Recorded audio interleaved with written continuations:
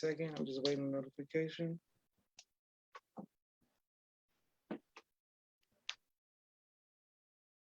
Okay.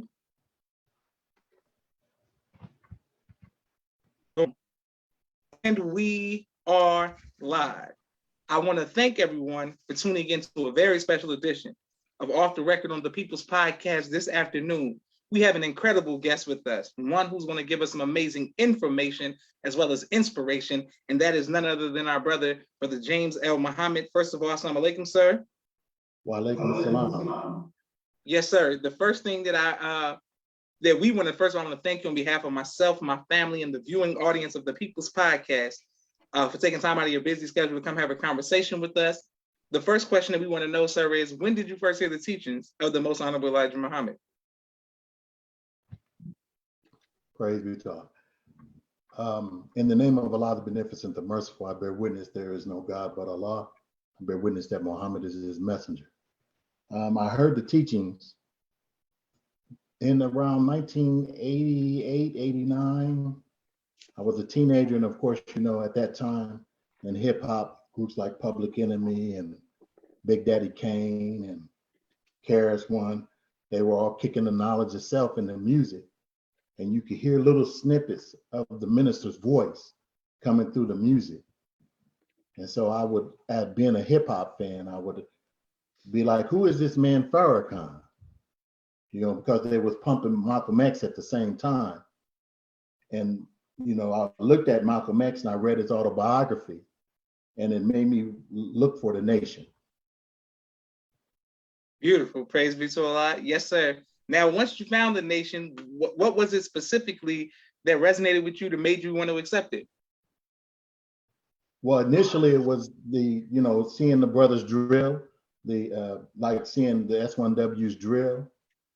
And then, you know, from reading the autobiography of Malcolm X, the thing that struck me most is when it was saying that the Caucasian is the devil.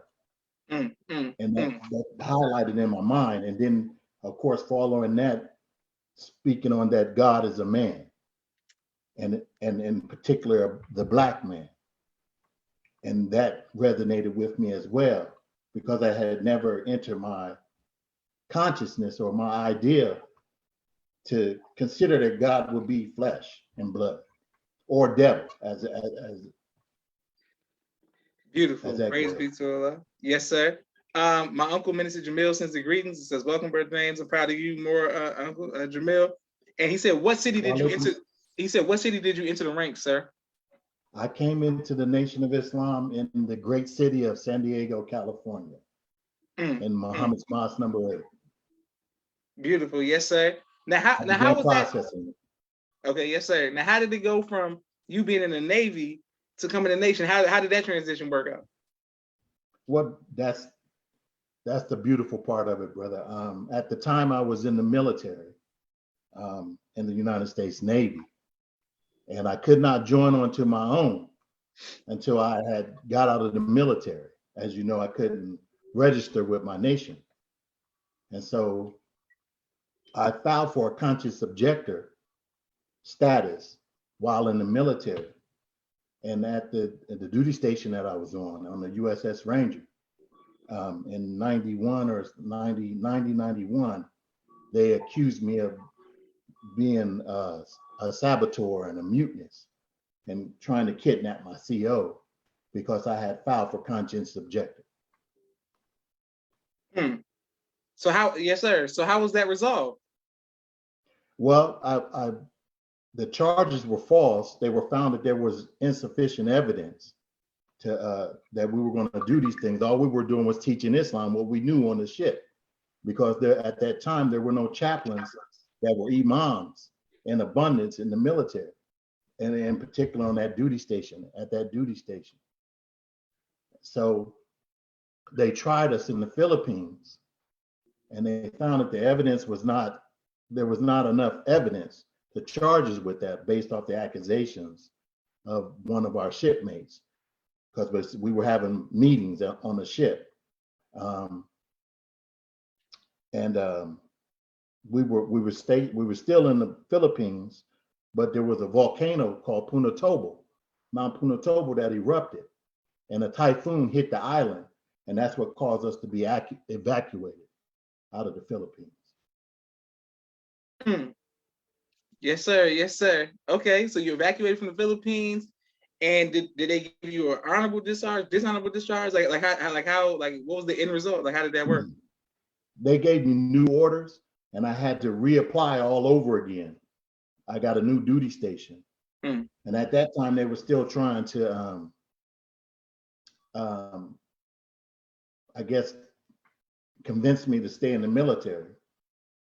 But I did not want to continue without being able to process and fully register with my nation. All praise due to Allah. Yes, sir. Yes, sir. My sister Miriam sends her greetings. And thank everybody who's watching. It seems to like, share, subscribe to the People's Podcast. Yes, sir. My next question for you: how did your family and friends feel about you accepting the teachings of the Most Honorable Elijah Muhammad? As most of our family feel, it's mixed feelings and controversy, of course, because we were brought up and raised in the church. A lot of people, my mother and them, some people would be like, yeah, you see me go from being a knucklehead to being trying to clean myself up and be upright. Some people would cheer me on, and others was like, I don't know nothing about that ally, So I don't know nothing about that. Jesus is the way. Even my girlfriend at the time, who's my wife now, she was a church girl. So yes, sir. Okay, well, let's go right there. How were many believers and people had to deal with that once they accept Islam and they may be dating or courting someone who isn't? How were you able to get her to accept you even though she was in the church? Love. That's the only thing I can equate it to, brother. I really can't put a finger. The only thing I could equate it to is love. She was willing to go through the process with me, even though she didn't understand. And she's more of an adamant soldier than I am. So I can only equate it to being we were in love with each other, and that she wanted to go through this journey with me. All praises to Allah. Beautiful, beautiful. Yes, sir. People are showing you love on Facebook, and thank you, Sister Marcella Taylor, for sending a greeting to you as well. My next question for you, sir, is during the time of the late 80s and the early 90s, did the minister, the Most Honorable Farrakhan, did he ever travel to San Diego and throughout the West Coast? Were you able to see him speak in person? He was in. The minister was in LA. We went down there and sojourned in LA when I was processing. He came to San Diego. And when I got back from overseas, he was in San Francisco. That's the first time I met your uncle in San Francisco. Praise be to Allah. Black Family Day. Yes, sir. And what was it like? What was the climate like towards the nation in that time period? We were coming up, Josh. We were coming up, and our feet were on the ground, and the minister was coming out of the turmoil and struggling to get. It's before he was saying he's mainstream and all of that. Our people had mixed feelings, but it was intense. It was more intense. It was more intense then. Yes, sir. Yes, sir. And what was it about the message and the one delivering the message that made you want to stick it out and say, this is for you? I just never heard nothing like this in my life before, brother. And it just struck a chord with me. It's something that I had been looking for all my life, because I think me personally, I'm a lover of justice, no matter for who or for what. I like balance. So when I heard these teachings, some people miscue it as hate on the surface, but when you look into it and when you research, and you look at the history, you'll know for sure that it measures up. The standard is there. All praises due to Allah. Beautiful. Yes, sir. And in your time in San Francisco and throughout your tenure in the nation, have you ever been faced with fear? And if so, how have you overcome that fear? Yeah, so going through the ordeal in the Persian Gulf, that was a fearful time because I was in the enemy's mouth, and they can do with me what they will. But there were circumstances being in the FOI house in San Diego where we would face some of our people. We guarded an apartment building that we lived in the FOI house, and there was a brother that challenged us one day to get into the place, but he didn't live there. And me and Brother Dwayne and a couple other soldiers were on post that night. And the brother went across the street and got in the bushes and started shooting at us. And we just sat there looking like, we can't believe this brother's shooting at us. So those are kind of things that we, facing those type of things, and going to different venues wherever the minister went. Brothers would travel if he come in close proximity. We would travel to make sure he was secure, and sometimes most of those cities were not welcoming of the Honorable Minister Louis Farrakhan. And so we knew that every time we would take a post wherever it was, that we were potentially putting our lives on the line. All praises to Allah. Yes, sir.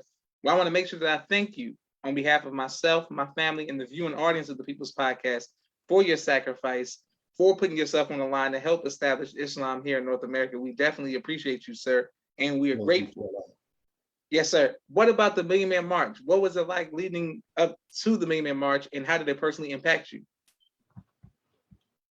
The Million Man March was life-changing. You had to be there. To try to describe it to someone that wasn't there, that wasn't present, they don't understand. They wouldn't understand it because Allah's spirit was permeated all throughout the mall. And even on the journey to the Million Man March, you could feel the energy of us moving towards that one goal. I would equate it with maybe a baby being conceived. The sperm is emitted into the womb, and it moved. That all these millions of sperms move towards the one goal. And when we got there on the mall that morning, to hear Sheikh Tajani doing the Adhan and to see all the men converge coming out of nowhere, it was something it's something that affects me. And when I reflect on it, it just moved. I can feel the spirit of it now. All praises to Allah. Beautiful, beautiful. I had another question, sir, that I have been recently discussing with some of my panelists, the male panelists, with emotion as men, specifically black men. Do you think that it's okay for men to cry? Like, is that something that we should accept become more of it, or do we cry too much? What are your thoughts on that?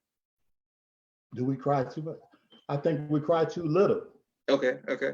One of the things I learned from the Honorable Minister Louis Farrakhan is we don't have to be, it doesn't make us weak to be able to display our weakness or our emotions when we feel sad or when we're grieving or when we're angry. It's just that we have to avoid sin in those moments and try to process it and not let the emotion overcome us. Praise be to Allah. Yes, sir. Which is very difficult. Yes, sir. Yes, sir. Because some of us don't want to admit that we're more sensitive because we taught to be soldiers and all of that. So some of us don't want to seem like we're as sensitive as we are. Yes, sir. Praise be to Allah. So when you see the example of the Honorable Minister Louis Farrakhan, you see how loving he is and how sensitive he is. And he doesn't compromise his manhood even in those times. Beautiful, beautiful. My sister Miriam says, yes, sir. Release those emotions, brothers. Thank you, Sister Miriam, for that. My next question for you, sir, what has been your greatest trial and how have you overcome that trial? My greatest trial is myself, Brother Josh. The weakness of myself. And to overcome it is I have to always go back to the drawing board, go back to the basics of how I was trained and taught and what I am learning. We have a living well of knowledge, divine knowledge. Yes, sir. Yes, that sir. we can tap into. There's nothing that we can't overcome. And there's no topic that the Honorable Minister Louis Farrakhan hasn't touched on. He is teaching us and has taught us well. Yes, sir. Yes, sir. And yes, sir. We stand on that, then there's nothing that we can't overcome. Beautiful. All praises due to Allah. Excellent. Yes, sir. Yes, sir. Yes, what has been your greatest joy in life, sir? My greatest joy? Yes, sir. My wife and my children. I never, I knew I wanted to be married as a young man, but I never knew the intricacies of having a large family and trying to guide them and be an example for them and provide for them and take care of them. So, and try to teach them what I learned as far as Islam is concerned. So that's been my greatest joy and pain at the same time. Yes. Yes, sir. Okay, Brother James, I thank you very much. We have a few more questions for you, but we have a brief 60-second commercial break for all of the sponsors of the People's Podcast. I want to thank everyone who continues to like, share, and subscribe. And for each random donation, sponsorship, we appreciate that as well. If you'd like to be a sponsor or donor, please cash out the People's Podcast. To my brother Rashad, Street Premier Media Production. He has a 4K camera and a drone. He does television and film editing. Please reach out to him if you need any of that. My sister Miriam, ABC I Love Me children's book and coloring book, both of which are available on Amazon. Please get both of those books. My sister Naima, Stay On Point Dance Academy, LLC. She teaches ballet virtually to young girls all across the country and right here in the studio in Atlanta, Georgia. We love our tiny dancers. Raw Communications. If you're working on a book and you need copy editing, project management, content development, or media relations, please reach out to her. Fashion Gods, Urban Streetwear. If you need to keep, be fresh, please reach out to him, 314-329-6009. Also, Brother Kenneth, Bow Tie Maker Extraordinaire. He'll ship bow ties to you anywhere in the country. Thank you very much. Student Minister Robert L. Mohammed out of the Southwest region, conflict and mediation, squashing the beef. He does a phenomenal job. Also, his wife, Sister Fudia Mohammed, Children of the Most High, giving birth to a God in the science of child rearing. Please get her book as well. Power Campus Online Learning. Do you want to improve your homeschooling experience? We're here to help. 770-847-0786. Dr. Henry M. Carter, King Henry's Turkey Legs, right here in Atlanta, Georgia. Brother Rashad Muhammad, COVID-19 Disinfecting Cleaning Services out of Chicago, Illinois. My father's book, A Soldier in the Movement of Christ, AbdulSharif.com. And last but not least, my two books, Cleopatra, which is a children's book, and No Father, No Excuse, both of which are available on Amazon. Thank you very much for every like, share, and subscription, and comment as well. Right back to our brother James L. Muhammad. My next question for you, sir, is you spoke about being a father and a husband, but let's go with the husband first. What advice would you give to future husbands? Future husbands? Yes, sir. Take the role of being a husband and in all the roles that come with being a man very serious. There's nothing wrong with saying that you don't know, but pretending to know when you don't know can cause a lot of harm and detriment to yourself and to your family. It's a lot of times you have to get rid of your ego and do things with knowledge and with understanding. So take it seriously and do the best that you can and seek refuge in Allah and ask him for his guidance.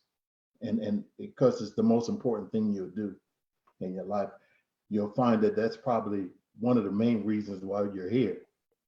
If you have children, if you have a wife, it's a very serious responsibility. Beautiful. All praises due to Allah. Yes, sir. Well, Brother James, what type of music do you listen to, sir? I'm a hip hop head, Josh, but I love all forms of music. A good beat to get me going, it moves me. Okay, yes, sir. Music gets me high. Yes, sir. Well, speaking of that, you said you came in under Big Daddy Kane and Public Enemy. What if you could choose one album to choose as your favorite album? Which album would that be? No doubt, Nation of Millions. Hold it back. That's one of the best compiled hip hop albums put together, and music all together. When you look at the various samples and all those things that they put in their music and how they put it together, you'll get a lot of, you could tap your feet, but you'll get also a music history. Yes, sir. Yes, listening sir. To that album. Beautiful. And I had the honor of interviewing the S1W, Professor Griff, and Chuck D on the People's Podcast. Yes, sir. And when I told Chuck, I said, man, that's the number one album that everybody seems to say for the women is 9 times out of 10 is going to be Lauryn Hill, and for the brothers, depending on the demographic, it's going to be It Takes a Nation of Millions to hold us back. Like that just seems to be like, because I write them down, like let me see what everybody's going to say. Yes, sir. Beautiful. Okay. Yes, sir. Will you ever write a book on your personal life? I don't know about a book. I wanted to write a script to maybe try to put my experience coming into the nation, and how I came into the nation together. A book seems more exhausting than that. I think maybe I'll try a script first and then a book, just to tell my story. Beautiful. Yes, sir. And I want to thank my sister Naima for sending the greetings as well. And today we have a lot of interviews. So I thank everybody who taps into the People's Podcast. My uncle, Mr. Jamil, said the People's Podcast is just plain dope. Thank you very much, sir. And he says his is What's Going On by Marvin Gaye. Absolutely a classic. And Uncle, there's the artist Usher played Marvin Gaye on a television series called American Dreams, and I just posted that clip. I think he did a good job. It's hard to play Marvin Gaye, but he did a good job. I think he did a good job. Yes, sir. My last question for you, sir, is what would you like your legacy to be, bro, James? Man, that I was a Muslim. I don't want to die unless I'm a Muslim, Josh. All praises. That's the greatest thing. That I don't lose my Islam, and I don't turn my heels on the teachings of the Most Honorable Elijah Muhammad under the leadership of the Honorable Minister Louis Farrakhan. Beautiful. What a legacy to have, sir. Yes, sir. We're striving, that many of us are striving to have that same legacy. So that's a beautiful legacy to have. I want to thank you, Brother James, for coming on and giving us your beautiful spirit and energy today. And inshallah, I look forward to meeting you in person one day so that we get break bread and have lunch so I can further hear about your life journey and, get some understanding on being a father and a husband as I eventually go into that field as well, inshallah. What are you waiting for? That's a great question, Brother James, and I'll let you know in person, sir. So I thank everyone who watches the People's Podcast. Thank you continuously. I'm about to put this on YouTube. May Allah continue to bless you all. This is Joshua Leonard Muhammad signing off of the People's Podcast. Assalamu alaikum, sir. Wa alaikum salam.